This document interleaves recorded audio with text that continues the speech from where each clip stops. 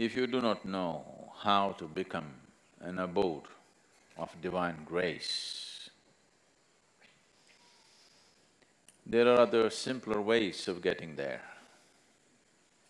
One simple way is to make your life into a giving.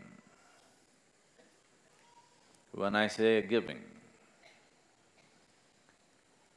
I'm not talking about… it is not to be understood as an act, because giving as an act is a deception. Because what can you give? Everything that we have, including this body, we have taken from this planet. What we can give is only a paltry part of what we have taken. Giving as an act could be very deceptive and could turn ugly. But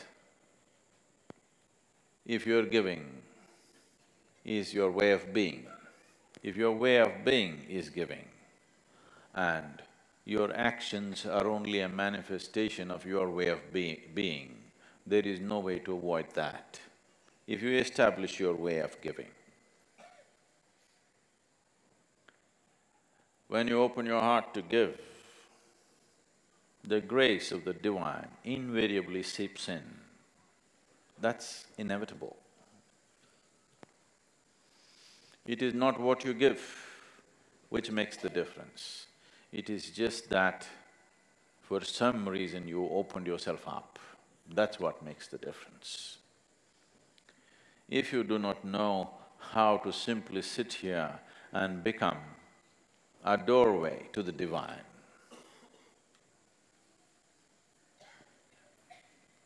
giving is a simple way of making yourself porous enough so that the grace of the divine inevitably enters you. It is in setting boundaries that we have denied ourselves the possibility of the divine. Every time we hold back, we set boundaries. And when we set boundaries, we deny ourselves the ultimate possibility. If you become a constant state of giving, when I say a constant state of giving, if your every step and every breath is a process of giving, that is, you have made your life into a contribution, you will naturally arrive at a state of union which will set the necessary foundations for a cosmic possibility. It has been my fortune and privilege that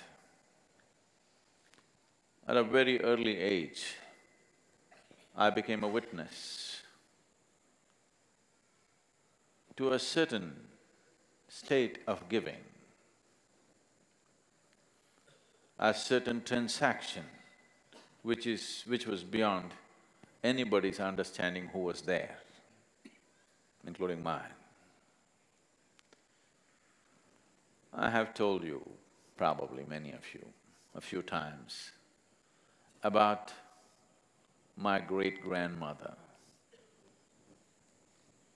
who lived up to be 113 years of age.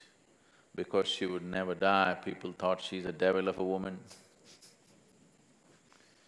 She buried her husband, she buried all her children, a few of her grandchildren, and I think even a couple of her great-grandchildren.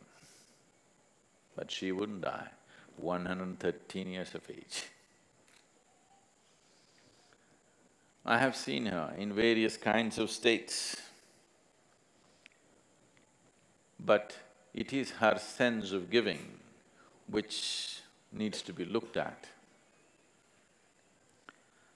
In the mornings, if she was given breakfast, she would always go about giving away at least 2/3 of it to the ants and the birds and the squirrels, particularly to the ants. And there would be unsolicited advisors around who would say, she's throwing all her food around, this old woman will die without eating. They all died. She didn't. There are many days I've seen her, this little breakfast that was left in her plate, she would just hold in her hand and simply sit there, watching the ants eating. Tears would be streaking down her cheeks. And when somebody asked, won't you eat? She would say, I'm full. I'm already full. I thought she has some kind of an emotional love affair with ants. I was only 3, 4, 5 years of age. She was well over 100.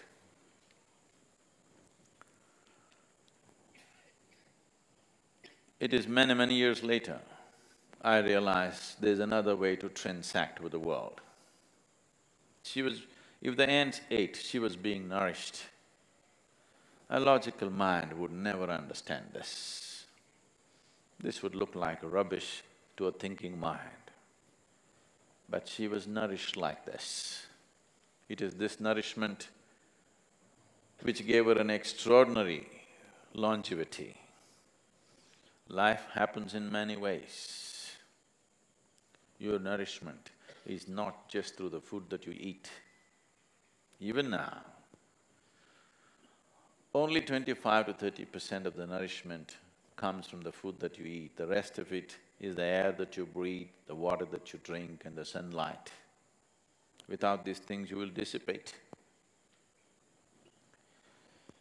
So giving is…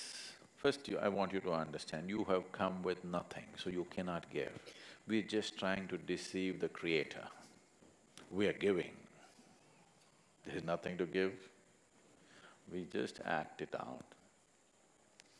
He also kind of plays along, so it's okay. We are playing a game. We are smart, so we're trying to deceive him.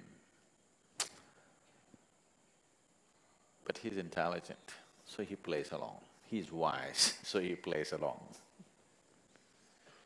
There's nothing here to give.